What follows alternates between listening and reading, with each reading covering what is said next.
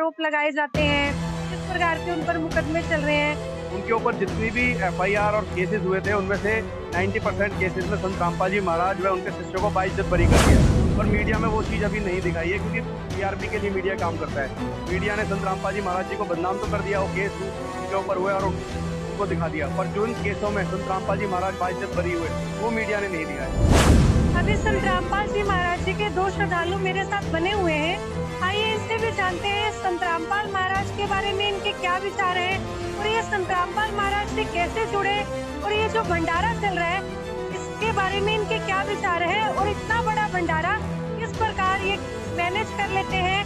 तो क्या नाम है आपका? मेरा नाम गिरीश भारद्वाज है। क्या करते हैं आप? मैं पेशे से वकील हूँ और संत रामपाल जी महाराज जी का शिष्य हूँ। सर आप एक वकील हैं, एक भंडारे में आए हैं, संत के भंडारे में, तो क्या कहना चाहेंगे आप इस बारे में? देखिए, ये हमारा सौभाग्य है कि हमें ऐसे संत की शरण मिली और इस तरीके के भंडारे में आने का सौभाग्य प्राप्त हुआ। अगर आप यहाँ पर भंडारा देखेंगे, ये दिव्य धर्म यज्ञ भंडारा है, क्योंकि समाज को ये दिखाता है कि परमात्मा के दरबार में कभी किसी चीज़ की कमी नहीं होती है। उनका जो भंडारा है वो हमेशा चलता रहता है।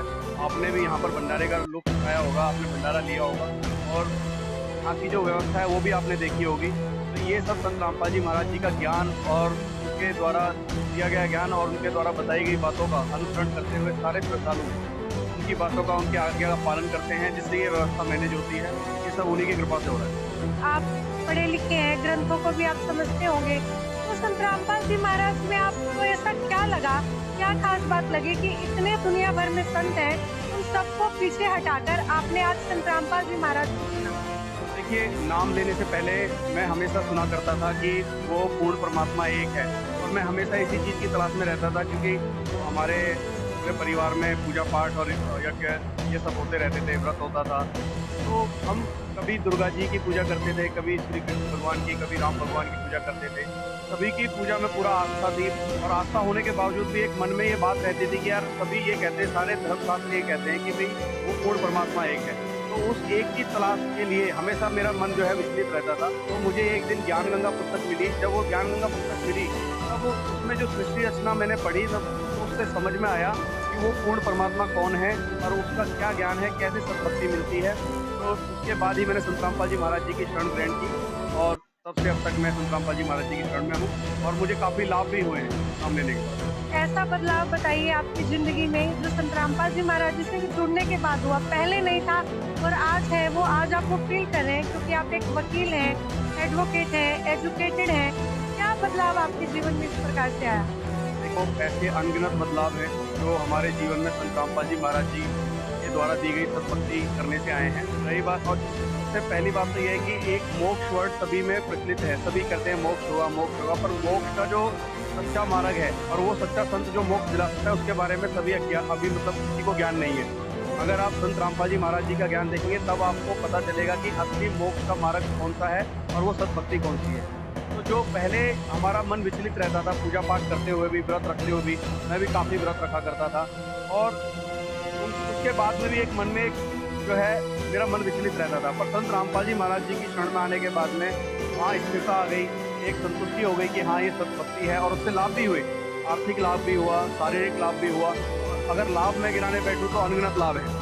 तो संत रामपाल जी महाराज जी के जो ज्ञान का जो असर है वो आप यहाँ पर भी देख सकते हैं। यहाँ पर लाखों की तादाद में श्रद्धालु आए हैं और अगर आप किसी भी एक भी श्रद्धालु से अगर ये आप पूछेंगे लाभ तो वो आपको पूरे दिन लाभ के बारे में बता रहा था। इतने अनगिनत लाभ संत रामपाल जी महाराज जी के ज्ञान से, उनकी भक्ति से हुए। एक और सवाल आपसे पूछना चाहूंगी, आप पेशे से एडवोकेट हैं, तो इस समय जो संत रामपाल जी महाराज है वो जेल में है, तो एक क्या रीजन है कि वो भी जेल में है? किस प्रकार के उन पर आरोप लगाए जाते हैं, किस प्रकार के उन पर मुकदमे चल रहे हैं? उनके ऊपर जितनी भी एफआईआर और केसेस हुए थे उनमें से 90% केसेस में संत रामपाल जी महाराज व उनके शिष्यों को बाइज्जत बरी कर दिया है। पर मीडिया में वो चीज़ अभी नहीं दिखाई है क्योंकि टीआरपी के लिए मीडिया काम करता है। मीडिया ने संत रामपाल जी महाराज जी को बदनाम तो कर दिया, वो केस उनके ऊपर हुए और उनको दिखा दिया, पर जो इन केसों में संत रामपाल जी महाराज बाइज्जत बरी हुए वो मीडिया ने नहीं दिखाया। तो मैं वकील होने के नाते भी मैं आप लोगों से, आपके चैनल के माध्यम से बताना चाहूँगा कि संत रामपाल जी महाराज के ऊपर जितने भी झूठे मुकदमे हैं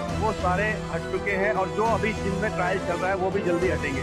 संत रामपाल जी महाराज के ऊपर ये मुकदमे ये भी जग जाहिर है कि कैसे हुए थे, किस तरीके से उनके खिलाफ षड्यंत्र हुआ था।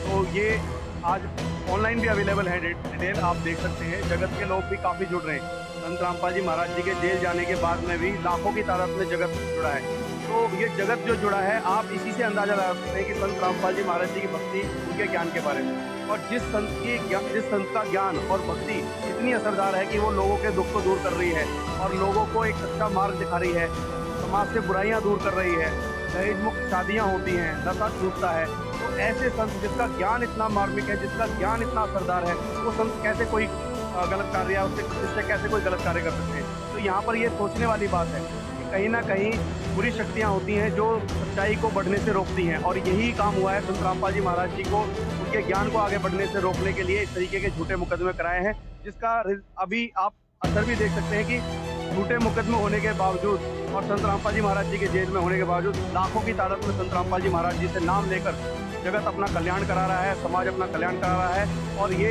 एक स्वच्छ समाज का निर्माण हो रहा है जिसमें ना तो नशा है, ना किसी तरह की कोई कुरीति है। सभी आदर सत्कार से एक दूसरे के से मिलते हैं, प्रोत्साहित करते हैं। तो जब आप देखेंगे इस चीज़ को तो आपको पता लगेगा कि संत रामपाल जी क्या हैं और उनकी शक्तियाँ क्या हैं और उनका ज्ञान कैसा है। Thank you. तो दर्शकों, देखा आपने, यहाँ पर एक बहुत बड़ा सवाल खड़ा होता है उस मीडिया के ऊपर जो मीडिया आज भी संत रामपाल जी महाराज जी को गलत मानती है। एक एडवोकेट ने बताया यहाँ पर, जो कि संत रामपाल जी महाराज जी के शिष्य होने के साथ साथ एक एडवोकेट है। उन्होंने आज यहाँ पर बताया कि संत रामपाल जी महाराज जी बिल्कुल निर्दोष है। तो संत रामपाल जी महाराज जी का ज्ञान समाज को एक नई दिशा की तरफ मोड़ दे रहा है। और कुछ लोग कहते हैं कि संत रामपाल जी महाराज जी के केवल अनएजुकेटेड शिष्य हैं। एजुकेटेड शिष्य संत रामपाल जी महाराज जी की शरण में नहीं है। तो उन लोगों के लिए भी बहुत बड़ा मैसेज है कि संत रामपाल जी महाराज जी की शरण में बहुत सारे एजुकेटेड भगत भी यहाँ पर जुड़े हुए हैं। तो संत रामपाल जी महाराज जी का गुणगान करते थकते नहीं है और काफी लाभ यहाँ पर संत रामपाल जी महाराज जी के शिष्यों को हो रहे हैं। आप भी संत रामपाल जी महाराज जी के बारे में जानिए, उनको समझिए। नमस्ते।